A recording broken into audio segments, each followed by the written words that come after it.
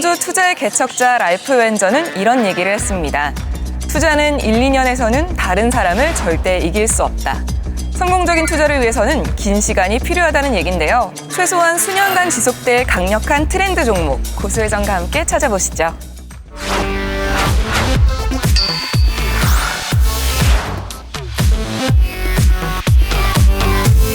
네, 노후 자산을 안정적으로 증식시키는 법을 알려주시겠다는 엑스원의 윤유석 고수님과 함께합니다. 반갑습니다, 고수님. 네, 안녕하십니까. 고수님, 오늘따라 제 사슴 같은 눈망울이 좀 슬퍼 보이지 않나요? 네, 그런 것 같지는 않습니다만은 제 개인적으로 마지막 방송이니까 남희 씨한테 그동안 감사했다고 말씀 좀 드리고 싶습니다. 고수님 덕분에 저도 주식 고수로 거듭날 수 있어서 정말 영광스러웠습니다. 제가 보람차네요. 지난 시간 턴어라운드 투자법에 대해서 알려주셨는데 이번 주는 어떤 투자법에 대해서 알려주실 건가요? 이번에는 개인 투자자분들이 가장 관심 있어하는 테마주에 대해서 배워보는 시간을 갖도록 하겠습니다. 테마라는 것은 사회적, 경제적으로 어떤 이슈가 있었을 때 거기에 수혜를 받아서 주가 상승이 기대되는 종목이라고 보시면 되겠습니다.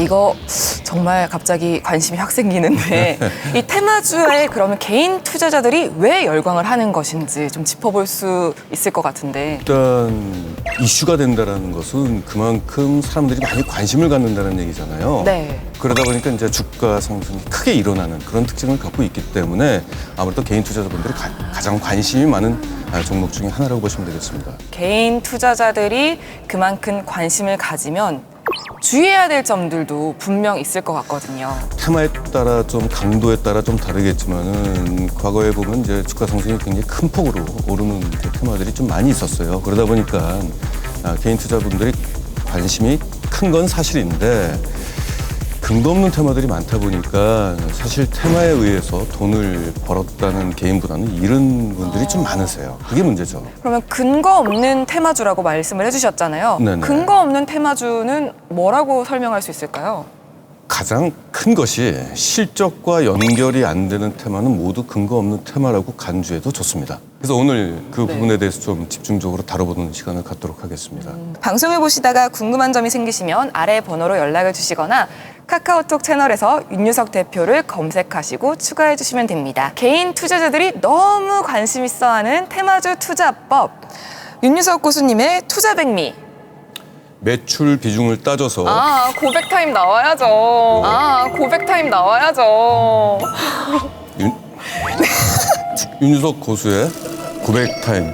이건 해도 어려워. 아니에요. 이거 도대체 왜 저한테 시키는 것인지. 지금 마지막 시간인데 이렇게 또 큰 웃음을 주시니까 안 되는 건 안 돼요. 재밌네요. 자막으로 일단 대신하겠습니다. 네. 매출 비중을 반드시 따져라 이겁니다. 투자백미 첫 번째는 매출 비중을 따져 실적 수혜가 큰지 확인을 해봐야 된다는 말씀이시죠? 보통 테마가 발생하게 되면 여러 이제 수혜주들이 거론이 됩니다. 근데 투자자들이 그 여러 종목을 모두 살 수는 없고 그 중에서 가장 수혜가 큰 종목을 우리가 선별을 해야 되는데 매출 비중이 뭐냐라고 하면은 기업이라는 게 보통 단일 사업만 하는 경우도 있지만은 보통 사업 다각화를 위해서 여러 사업을 동시에 합니다. 가령 어떤 반도체 테마가 이렇다고 치죠. 그래서 이제 반도체 수혜주를 딱 봤는데 근데 어떤 특정 기업은 반도체에 대한 매출 비중이 10%밖에 안 되고 나머지는 건설 사업에 관련된 매출 비중이 90%라고 한다면은 아무리 반도체 수혜가 있다 하더라도 건설 사업의 영향을 더 많이 받겠죠. 이런 종목들은 걸러내야 되는 부분이 있기 때문에 반드시 실적과 연결이 된다 하더라도 매출 비중을 따져서 가장 그 테마에 근접한 매출 수혜를 많이 받는 기업을 선별하는 것이 중요하다는 얘기입니다. 그럼 이 매출 비중이 몇 % 이상이어야 될까요? 100%면 제일 좋고요. 그런 기업들은 많습니다. 근데 최소한 50% 이상은 돼야 되겠죠. 쉽게 말해서 여름 장마 테마가 있다라고 쳐요. 그러니까 비가 많이 내리면 우산이 많이 팔리겠죠. 그래서 우산을 생산하는 기업에 우리가 투자를 하는데 근데 그 기업이 우산을 생산하는 매출 비중이 40%인데 다른 사업도 하고 있는데 알고 보니까 아이스크림 사업을 하고 있다라고 봐요. 아이스크림 사업을 60%라고 한다면은 결국 이 기업이 우산 판매보다는 아이스크림으로 인해서 실적 악화가 더 크겠죠. 그래서 투자자들이 볼 때 테마가 딱 일어나면은 여러 한 10개 종목의 그 수혜주가 있다라고 한다면은 상위 3개 종목을 만약에 선별하게 된다라고 할 때는 반드시 매출 비중을 보시고 그 종목을 선별하는 것이 중요합니다. 그러면 48, 49 애매하잖아요. 딱 끊어야 되나요? 50으로? 굉장히 좀 네. 선을 좀 밟고 있습니다. 단순하게 말씀하시네요. 전 단순하니까요. 그러니까 우리는 여러 종목 중에서 가장 수혜가 큰 종목 상위권에 있는 종목을 고르면 되기 때문에 그 매출 비중이 높은 순으로 고르면 되겠죠. 그렇죠. 매출 비중이 높은 순으로 이거 정말 그렇죠. 좋네요. 방송에 대한 궁금증은 아래 번호로 문의를 주시거나 카카오톡 채널에서 윤유석 대표를 검색하시고 추가해 주시면 됩니다. 테마주에 투자할 때 또 알아봐야 될 고수의 투자 백미. 두 번째는요. 수혜 기간과 수혜를 주는 그 전방 업체가 명확해야 됩니다. 수혜를 주는 기관과 수혜를 주는 전방 업체요? 그럼 먼저 수혜 기간부터 한번 네네. 짚고 넘어갈까요? 보통 테마가 일게 된다면은 그 기업이 실적으로 전환되는 그 시기가 당장은 아니고 좀 뒤거든요. 네. 근데 이런 기업들의 특징이 앞으로 수혜가 어느 정도 실적으로 반영되는지는 그 당시에는 알 수가 없어요. 예를 들어서 수혜를 받는 규모를 모르고 실적이 어느 정도 올지는 모르기 때문에 시장에서는 그 기업의 목표가를 선정할 수가 없습니다. 산정할 수가 없어요. 그러면 목표가를 모르면은 어떤 것을 목표가를 대신할 수 있느냐? 바로 이제 수혜 기간으로 그걸 대신할 수 있는 거죠. 수혜 기간이 명확하지 않다는 것은 투자에서 약간 제외를 해야 된다는 일단은. 얘기입니다. 예. 수혜 기간은 그러면 어떻게 알아요? 수혜 기간 같은 경우는 실적이 명확하게 반영이 되는 테마일 경우에는 수혜 기간이 어느 정도 적시가 됩니다. 수혜 기간이 좀 비교적 정확한 부분은 정부 정책 테마, 가령 어떤 도로 건설을 하게 된다 그러면은 대부분의 이제 전체 예산이 좀 나오고 그리고 공사 기간이라는 게 나오겠죠. 네. 그리고 5G 같은 경우도 투자 규모와 투자 기간이 어느 정도 좀 나옵니다. 따라서 이제 그런 부분들은 좀 쉬운데 수혜 기간이 제대로 안 나타나는 분야도 있어요. 그 안 나오는 테마 같은 경우 가령 그 아프리카 그 돼지 열병 같은 경우는 이게 전국적으로 확산이 될지 아닐지는 모르지 않습니까? 네, 그렇죠. 자, 이런 것들은 투자자들의 몫이죠. 투자자들의 판단을 좀 해야 되는 개인의 부분이죠. 판단이군요. 예, 그렇습니다. 그러면 수혜 기간이 분명 명확했는데 네네. 이 도중에 그게 좀 변경이 되는 것도 있을 것 같아요. 물론 그럴 수 있죠. 근데 보통 실적과 연결이 명확하게 되는 테마의 경우에는 과거 사례를 볼 때 중간에 그게 크게 변동되는 부분은 그렇게 많지는 않았어요. 다만 방향성은 성장은 확실한데 약간 그 속도의 차이는 좀 존재는 하겠죠. 네, 그렇습니다. 그러면 고수님이 가장 오랜 기간 이 수혜 기간을 잡고 투자를 했던 종목이 있을까요? 과거 사례를 얘기한다면은 LT 포지였죠. 그때 이제 수혜 기간이 한 4년 정도 있었고요. 최근에는 이제 5G가 현재 관련된 종목들이 많이 부각이 되고 있지 않습니까? 저는 이제 2017년부터 투자를 해가지고 지금까지 3년째 지금 투자를 하고 있습니다. 제가 생각할 때는 2022년 그 이후까지도 그 수혜가 연결될 것으로 좀 보이고 있어서 굉장히 좀 긴 기간이죠. 그래서 지금 현재 그런 쪽에 투자 기간을 가지고 하고 있습니다. 오늘 방송에 대한 궁금증은 아래 번호로 문의를 주시거나 카카오톡 채널에서 윤유석 대표를 검색하시고 추가해 주시면 됩니다. 네, 수혜 기간뿐만 아니라 수혜를 주는 대상. 앞서서 아까 뭐라고 말씀하셨죠? 이게 굉장히 중요해요. 보통 사람들이 생각할 때는 수혜를 받는 기업만 주목을 하는데 네.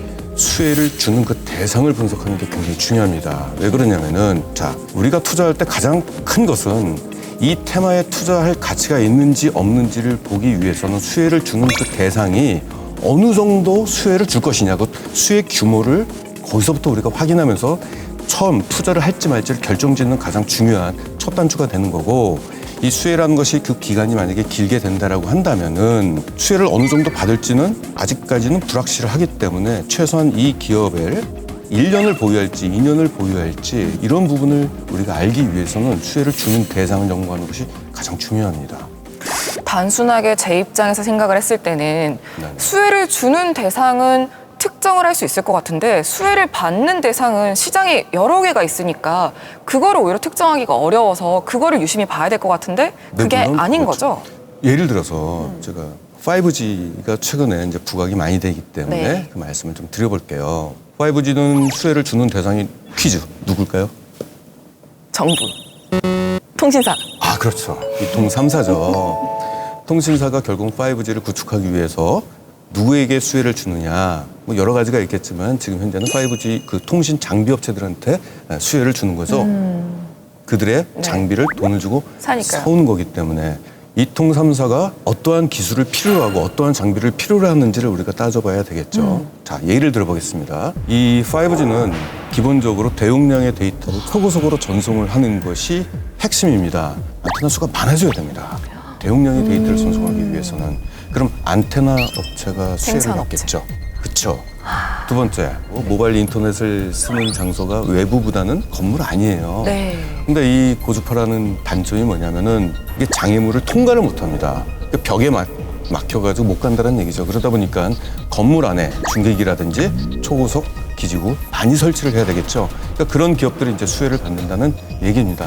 그러니까 즉 전방업체 수혜를 주는 그 대상을 연구를 함으로 인해서 어떠한 기업들이 수혜를 받을 수 있을지가 드러난다는 얘기입니다. 수혜를 주는 대상을 확인하면 수혜를 받는 대상도 알 수가 있다. 그럼요. 네, 이게 약간 이정표 같은 거네요. 네네, 그렇습니다. 혹시 개인 투자자들이 피해야 할, 좀 조심해야 할 테마가 있을까요? 최근에 있었던 남북 경협주 얘기를 살짝 해볼게요. 남북 경합주, 경협주죠. 경협주, 죄송합니다. 정치 남북 테마. 경합. 그럼 그 괜찮은데? 그럼 그 괜찮은데?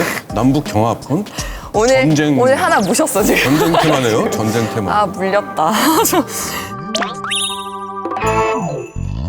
남북 평화 모두가 있으니까 관련된 기업들의 주가가 이제 급등락을 반복을 했는데 아까와 같은 그 필수 요소 세 가지를 적용을 시켜버리면은 좀 애매해요, 사실.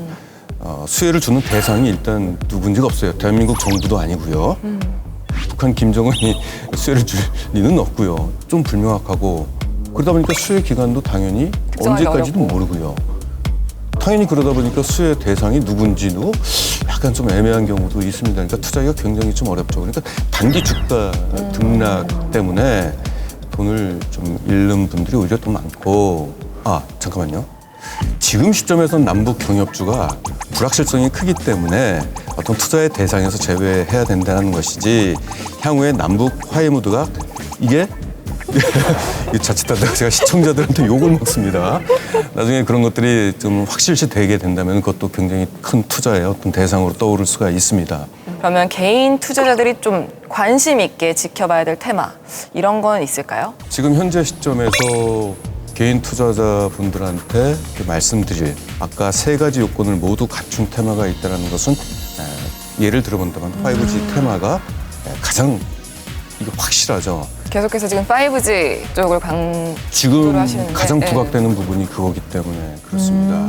이 지표를 보시게 된다면은 2020년도부터 2025년도까지 글로벌 이 5G에 대한 성장률이 무려 연평균 84%, 국내 시장에서도 무려 62%씩 매년 성장한다는 규모예요. 더구나 이것이 국내 테마가 아니고 글로벌 테마거든요. 그러면 해외에 고객사를 두고 있는 국내 이 통신 장비 업체들은 수혜가 앞으로 장기화될 수 있다는 거기 때문에 당분간 이 테마는 지속될 것으로 일단 전망이 되고 있습니다. 오늘 방송에 대한 궁금증은 아래 번호로 문의를 주시거나 카카오톡 채널에서 윤유석 대표를 검색하시고 추가해 주시면 됩니다.